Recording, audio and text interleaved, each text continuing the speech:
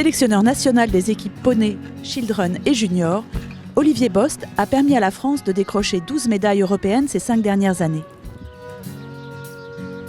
Fils de Roger et Christiane, frère du multimédaillé Roger Yves, père de Kim, Margot et Timothée, Olivier est membre à part entière de la fameuse tribu Bost et vit depuis toujours dans les installations familiales de Barbizon, où il nous a reçus en compagnie de sa femme Virginie. Bonjour Olivier.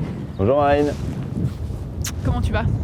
Super, écoute, je suis ravi de t'accueillir chez Ici, nous, ouais, au Haras des Brelies.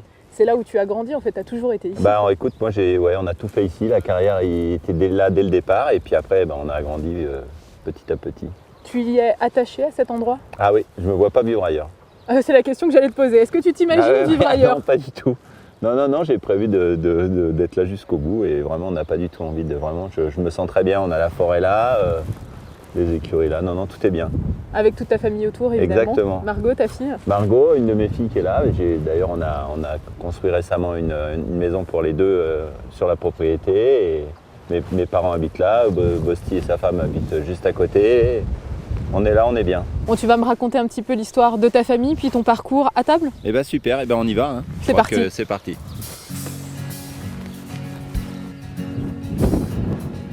Bonjour Virginie. Bonjour.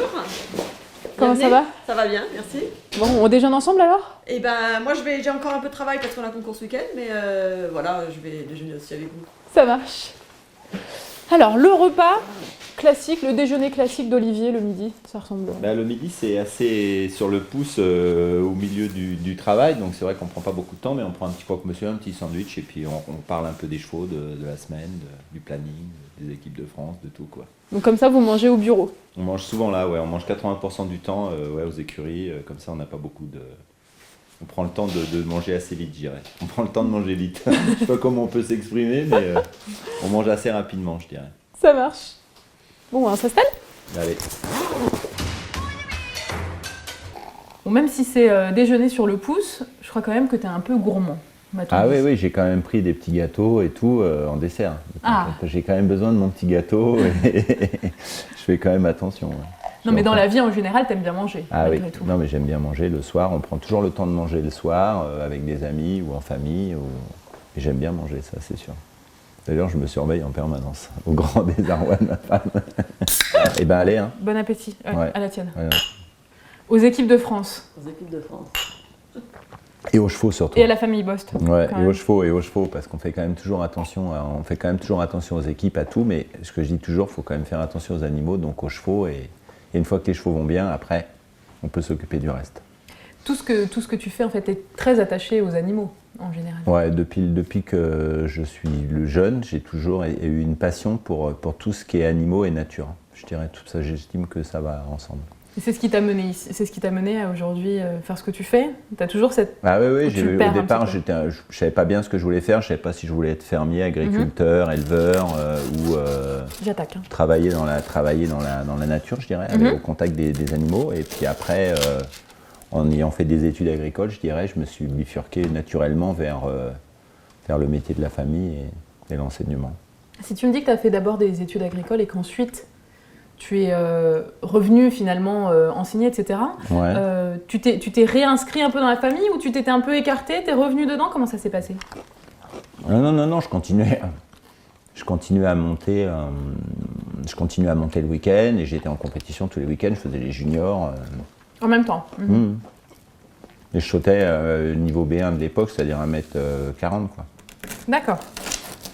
Avec moins de dynamique que Bosti qui dès 8-9 ans gagnait déjà des épreuves et était déjà à cheval très tôt, championnat d'Europe très tôt poney et aimait gagner. Moi j'avais un cursus plus lent, j'aimais profiter de la nature, des chevaux, des gens, profiter de la vie d'un ado de 14, 15, 16 ans quoi.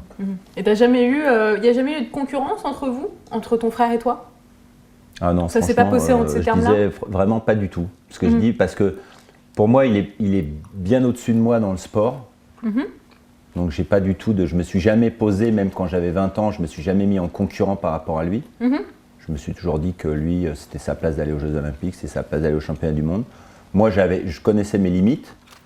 Donc je voulais essayer plutôt de gagner le Grand Prix de la Baule ou de gagner le Grand Prix de Genève quand je le faisais, mais je voulais pas rentrer en équipe première des Jeux Olympiques. Tu vois, je pensais vraiment que j'avais pas le potentiel.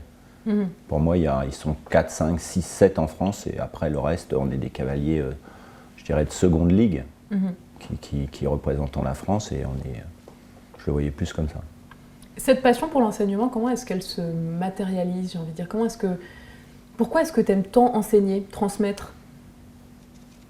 J'aime le contact des gens, j'aime les gens, j'aime comprendre comment fonctionne un cheval. Donc naturellement, j'aime essayer je sais pas, j'aime comprendre pourquoi tel cheval saute à gauche, pourquoi tel cheval saute au milieu, pourquoi tel enfant a ce caractère-là, tel adulte a ce caractère-là, tu vois, pour essayer justement de puiser le meilleur pour les emmener. L'humain? Ouais, l'humain, non, j'aime beaucoup les gens, hein. C'est ce que je dis, j'ai vraiment une différence. Pour moi, je dis toujours, il y a des mondes différents, les animaux sauvages, les animaux domestiques, les gens, tu vois, et je les mets chacun dans des espaces différents, et je communique au milieu de tout ça, et je m'amuse dans les différents groupes je dirais, je prends vraiment du plaisir à communiquer avec les chevaux, à communiquer avec les gens, à communiquer avec la nature, hein, tu vois, j'aime me mettre à leur place, quoi. Olivier, je te propose qu'on en découvre un petit peu plus sur ta personnalité. On a posé quelques questions à tes parents. C'est notre cerise sur le gâteau. Il est très volontaire, il sait exactement ce qu'il veut, il a beaucoup de personnalité, il aime bien tout voir et tout gérer et que tout passe par lui, au haras, quoi. Il aime bien, il ne faut pas faire un truc sans lui demander, il aime bien être au courant. Et quel genre de père c'est avec ses enfants? Comment il est avec ses enfants? Il est très très gentil, très père poule. Ouais, très père. Il s'occupe. Ses filles et son fils l'adorent et le suivent partout. Et papa, il est où? Et papa, tu es où? Et papa, il est où? Et voilà, ils ne peuvent pas faire sans leur père, quoi. Il est le vrai père de famille comme on aimerait tous en avoir. Alors, une dernière petite chose, vous pouvez regarder la caméra et vous lui adresser un petit message si vous avez quelque chose à lui dire. Qu'est-ce que je lui dis? Continue comme ça. Que ça continue, dans le fond. Il est bien dans sa peau, il est bien dans son travail, il est bien dans ce qu'il fait, que ça continue. Je crois que c'est ça qu'il aime. Et moi, je lui souhaite de rester au contact des anciens, car c'est eux qui amènent la science. Les anciens, c'est important, ils ont des méthodes qui sont peut-être anciennes, mais qui sont toujours relativement d'actualité. On revient toujours aux bases. Donc, je lui souhaite de continuer à les écouter, de progresser comme ça. Olivier Boss, papa poule. Il paraît, Christiane. Ouais. Voilà, ouais. Non, mais papa poule, mais ils savent que je suis là tout le temps quand ils ont un souci, quoi. Même quand ils en ont pas. Olivier, pour revenir un petit peu à ta carrière d'entraîneur, quels sont les meilleurs moments que tu as vécu en tant que sélectionneur de l'équipe de France, je veux dire? C'est ce que je disais la dernière fois.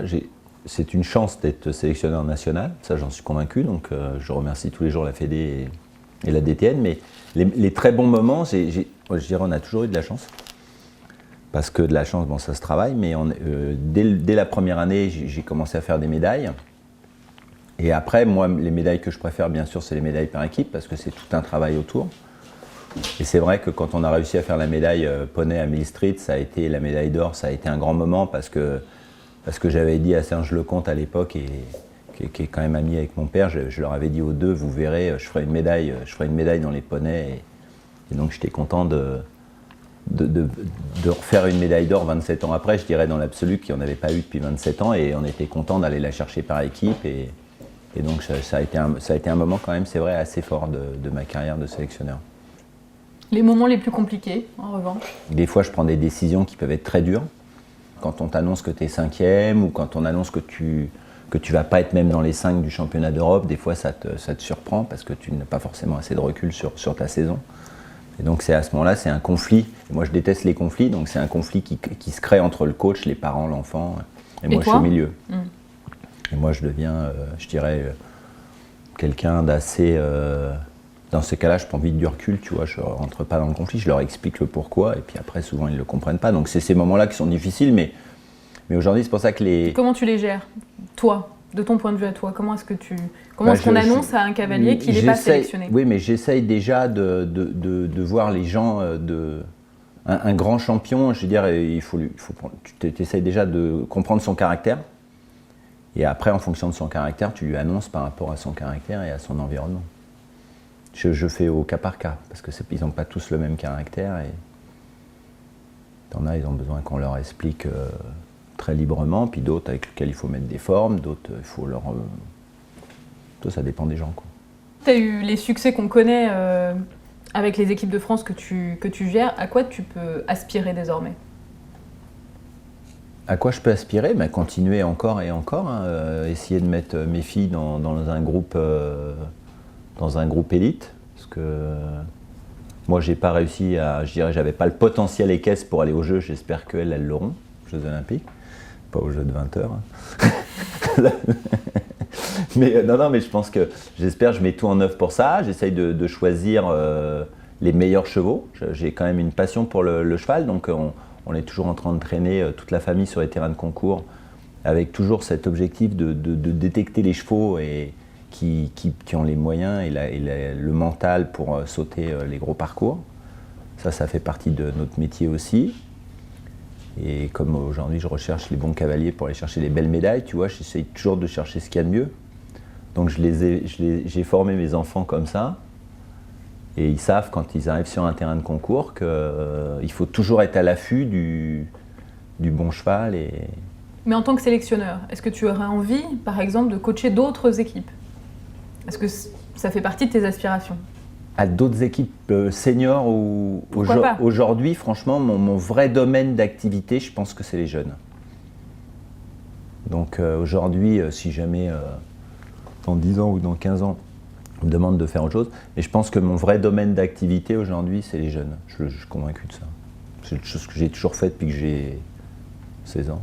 J'ai commencé par coacher mes élèves poneys au Poney Club, tu vois. Et puis après, je les ai fait passer à cheval. Et puis après, on a gagné des titres de champion de France, des médailles au championnat d'Europe jeunes cavaliers avec des élèves. Margot et Kim, elles ont fait toutes les deux les Europes, tu vois. Et je vois plus comme ça. Après, entraîneur de l'équipe de France senior, c'est beaucoup de temps, puis c'est des vraies connaissances de très haut niveau, quoi. Puis c'est beaucoup de temps dans les avions. Après, qui va aller voir les animaux le soir en forêt ? Non, je rigole. Merci Olivier, merci Virginie de m'avoir accueilli. Merci. Je vous dis à la semaine prochaine, à bientôt. Merci.